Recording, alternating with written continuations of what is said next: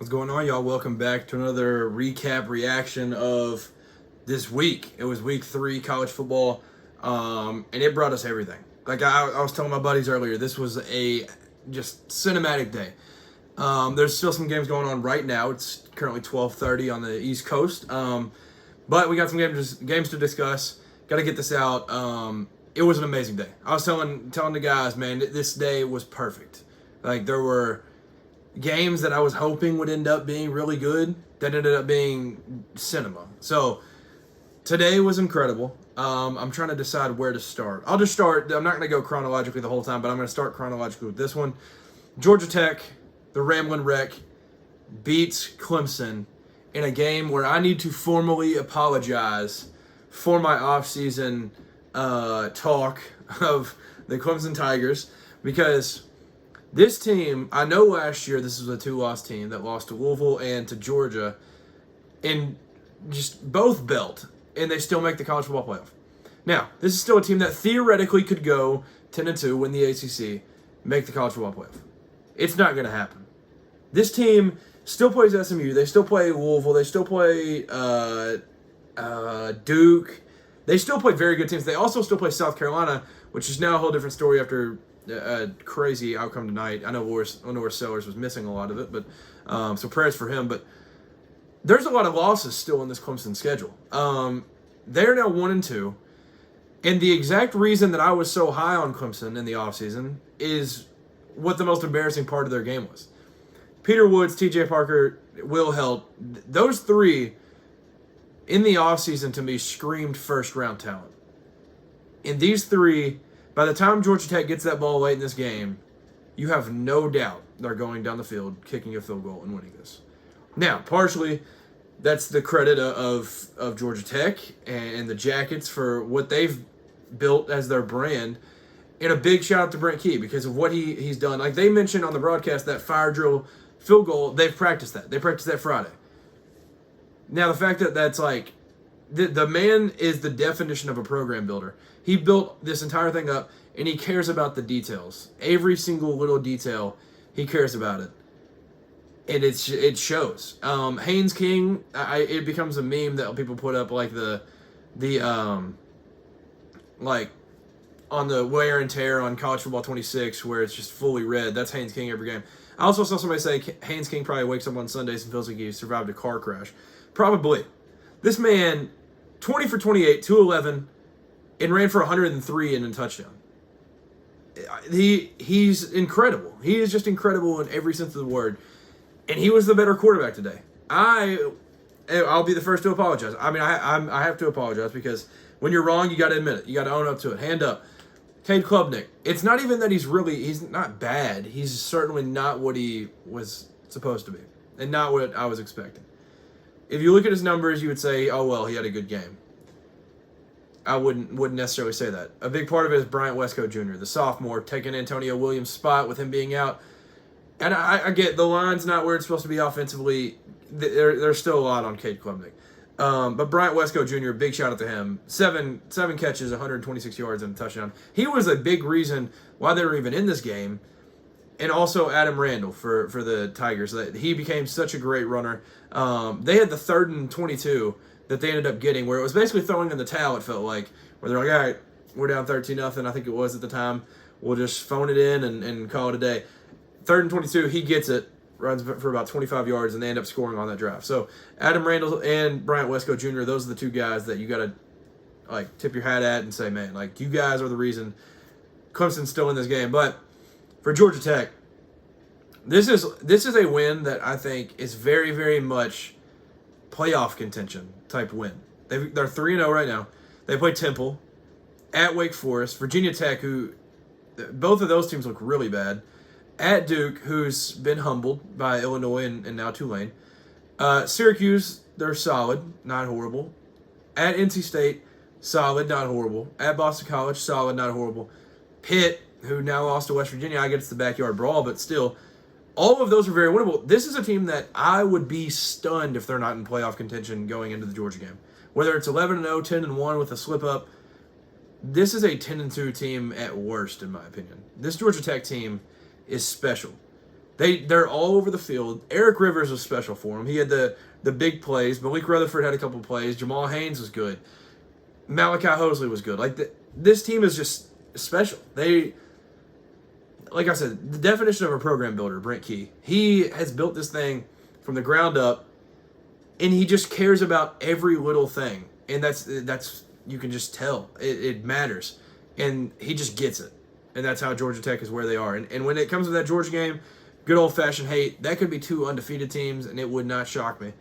And I'll get to Georgia here in a little bit, but Georgia Tech, man, they look special. And they're going to be rolling all year. For Clemson, I don't really know what to say to Dabo at this point. Like, you could argue the past few years maybe they didn't necessarily have the talent. Maybe they were not necessarily the most skilled team. This is a skilled team. This is a team that has a ton of draft picks, like crazy amount of first-round draft picks probably.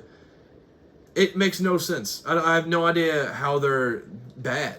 It doesn't make sense to me. So Dabo, I know there were memes going around, but he might have to just hang it up. There were some people saying that he's going to look real good in a suit on College Game Day next year, but we might have to get to that point because it might be over. I don't know if he's like handcuffing Garrett Riley or if he's just not as good as we thought. I don't know what the case is, but it's not going to cut it. And this is a Clemson team that I wouldn't be shocked if they're 7-5.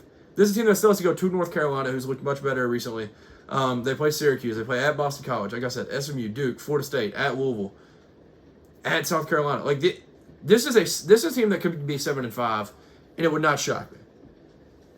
Now, like I said, last year, you could write off Notre Dame. They lose to Northern Illinois. They end up going to the national championship. Clemson, they lose two. They lose one in the middle. They lose the first game and get clobbered in both. They still made the playoff. I mean, this is a team that they're going to have to beat all of those teams who have looked all better.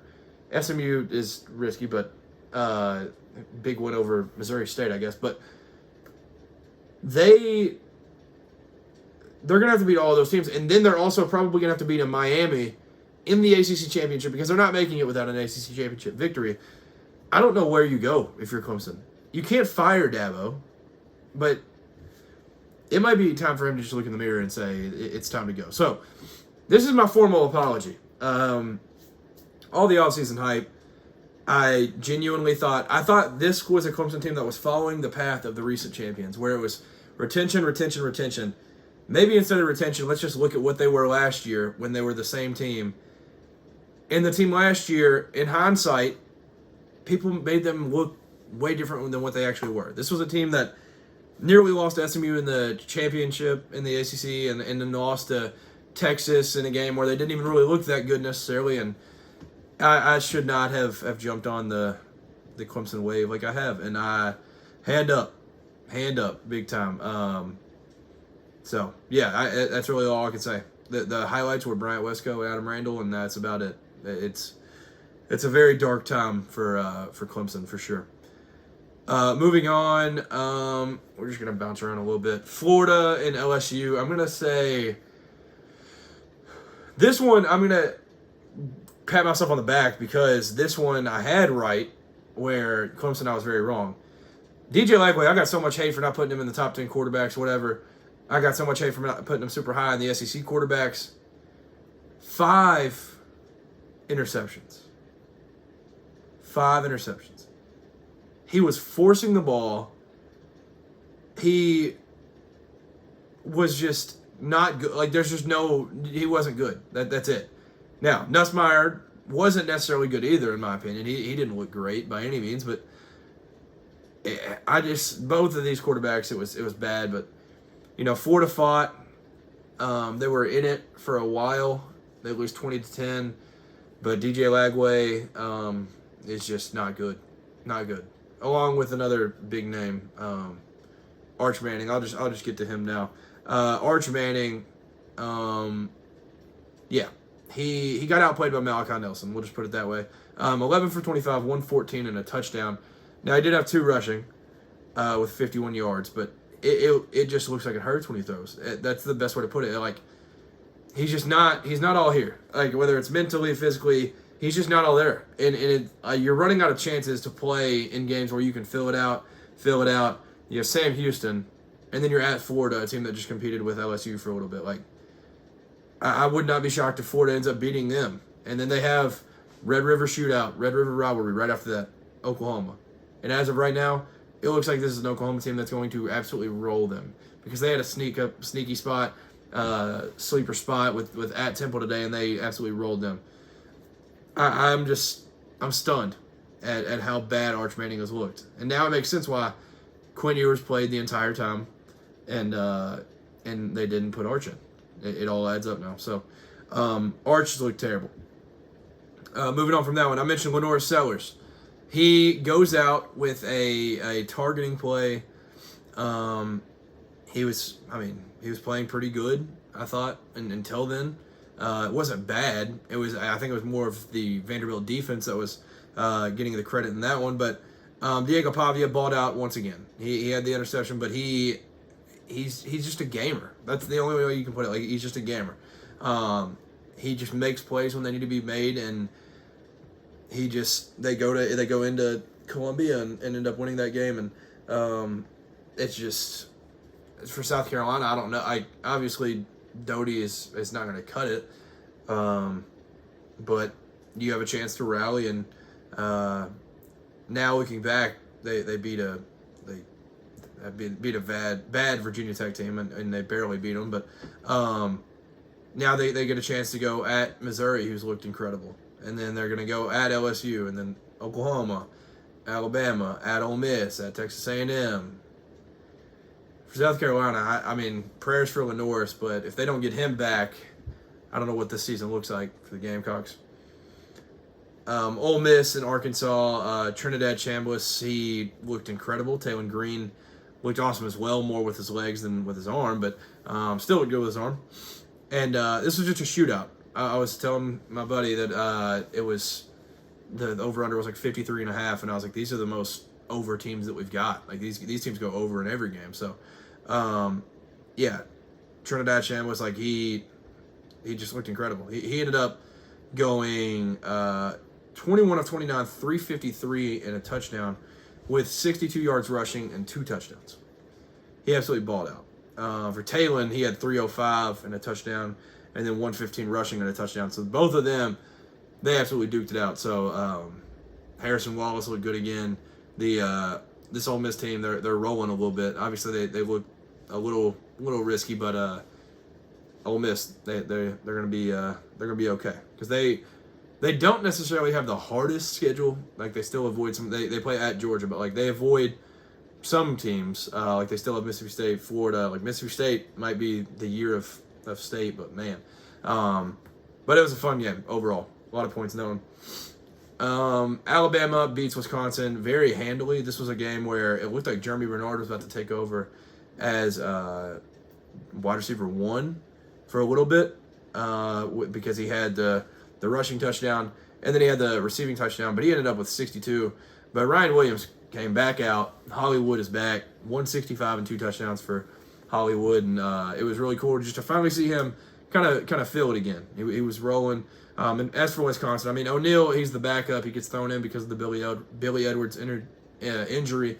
But this Wisconsin team, I don't know if it's like time to move on from Luke Fickell. I was really hoping it would work out. There's just not really a redeeming factor. Vinny Anthony, I guess, is the redeeming factor because of the kick return. But, like, I don't know where you turn from here. I mentioned the Oklahoma butt whooping. Texas Tech continues to just roll. Missouri looked really good. Bryce Underwood looked incredible. Biff Bogie said that he was literally Batman and he's probably hiding a mask somewhere. All right, now I'll get to the 2 big ones, and I'll probably just mention a couple others after that. The Georgia-Tennessee game. Now, this was game day. I don't even know where to begin. This game was full of Joey Aguilar is that guy. And now, if you're a Tennessee fan, you can officially move on. The Nico thing is not working out. That's now a Nico-led UCLA team that is 0-3 with a blowout loss to New Mexico the other night. So they look terrible. Joey Aguilar is the truth. He threw for 371 on a very, very good defense. I still think he made a Georgia defense look pedestrian, and that's all you got to say to gain a man's respect. He looks the part. I was still sleeping a little bit because I was like, oh, he's finally playing a team that's legit. I wasn't real sure about Syracuse. He's playing a Georgia team that's very good, and he balled out. He made the throws that needed to be made.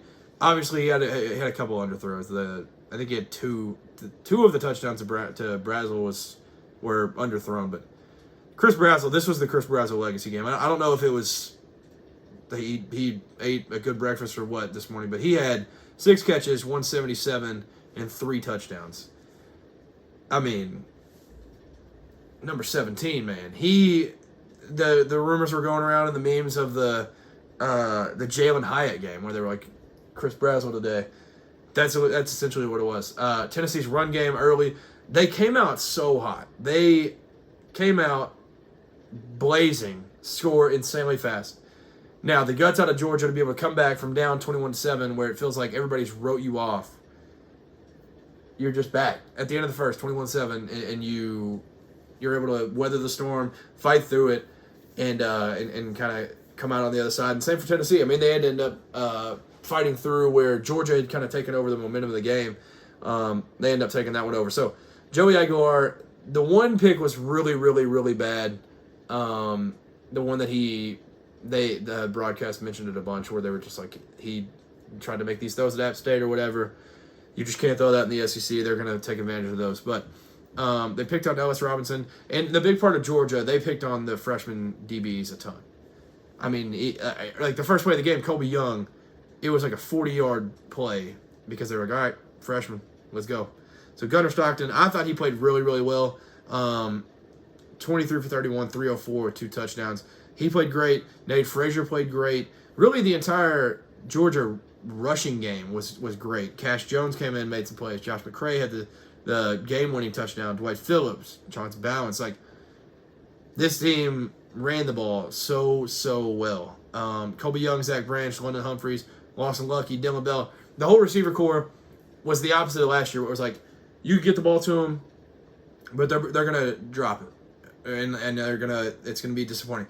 This year it was catch it, make a play.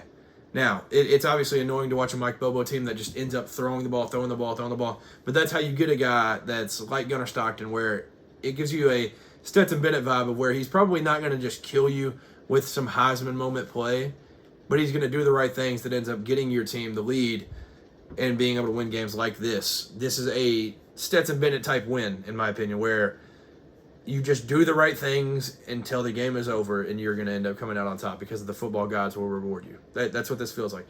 So as for Tennessee, obviously the missed field goal, college kickers are going to always end up being the same. Even though they're much better, they'll end up being the same. This wasn't Chase McGrath. He misses this. They go to overtime, makes it. Georgia ends up scoring. So, like I said, Joey Aguilar is the part. He's incredible. I thought at halftime it was going to be genuine Heisman talks for this man. Now, he looks like he's genuinely having fun, though. That's the good part. There was so many times during the broadcast, they'd pan to him and he's like smiling. Where Nico last year, it looked like his puppy died every time you went into him. But if you think about it, I mean, this is the same receiver core for the most part. I mean, they lost Squirrel White and Chaz Nimrod to Florida State and USF, but like, this is the same receivers that Nico's camp said that they weren't good enough to play with Nico. Now Nico's out in LA just playing with just the worst. So Tennessee won the breakup. That's the best way to put it.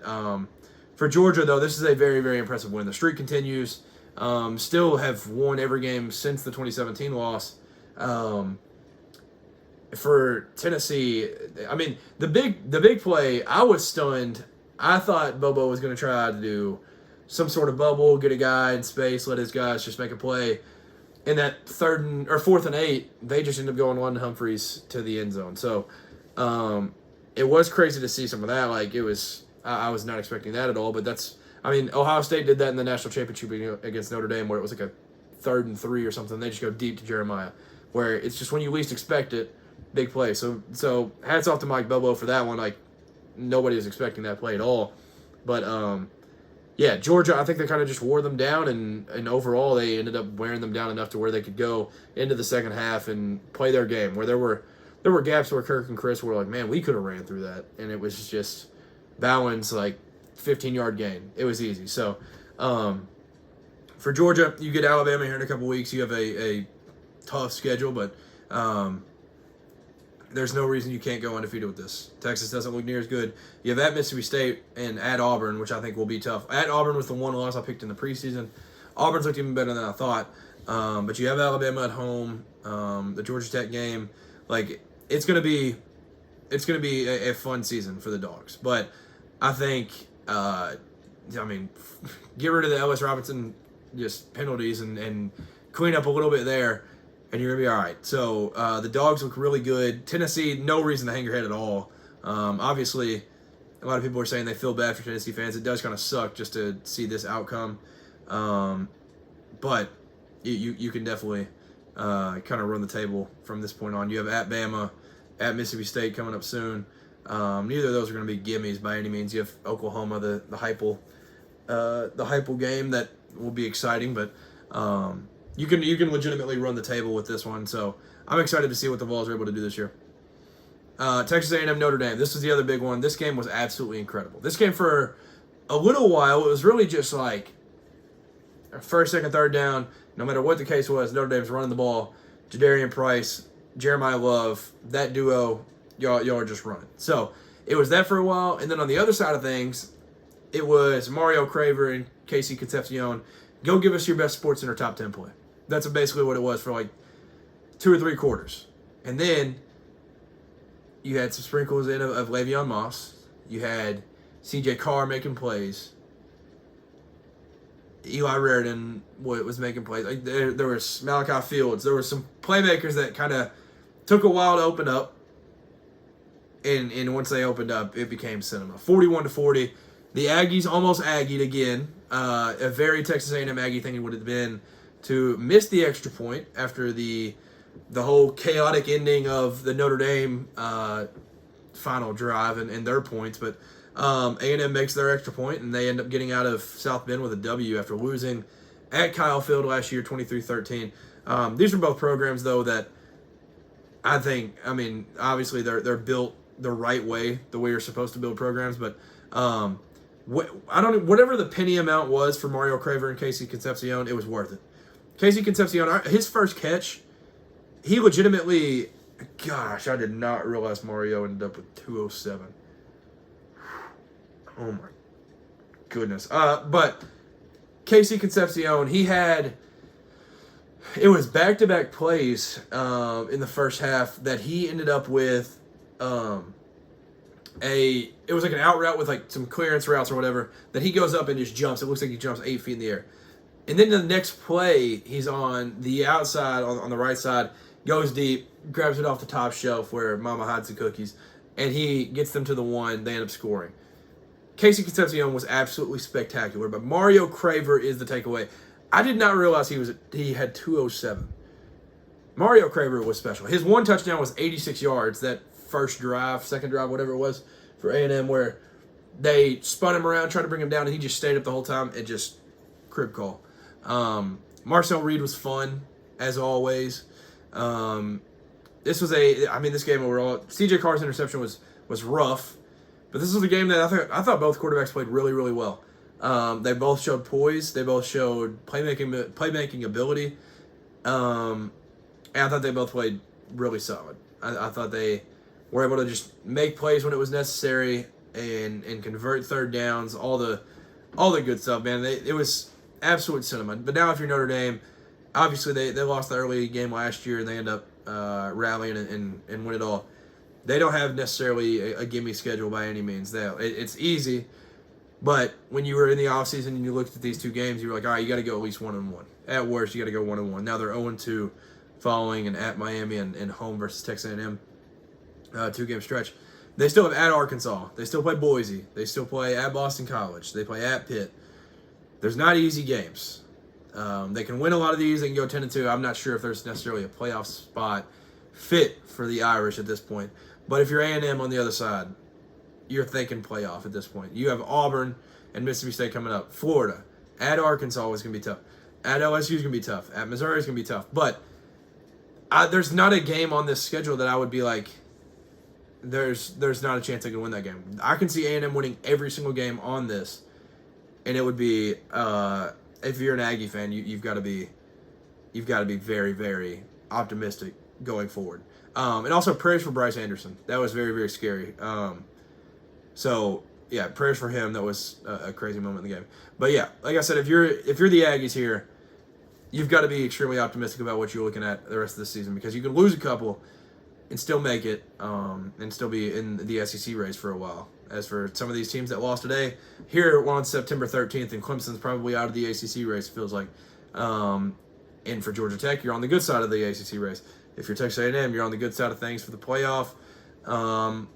And yeah, like some of that for some of these other teams. It was a wild day where we get to learn a whole lot about teams in the middle of September. So it is crazy to see what we're able to learn at this point. Oregon, they played really, really good for the most part, and then they sold and it gave up 14 in the fourth, and that just kind of made the score look a little bit closer. But everybody really played pretty good for them. I thought Dante Moore looked good.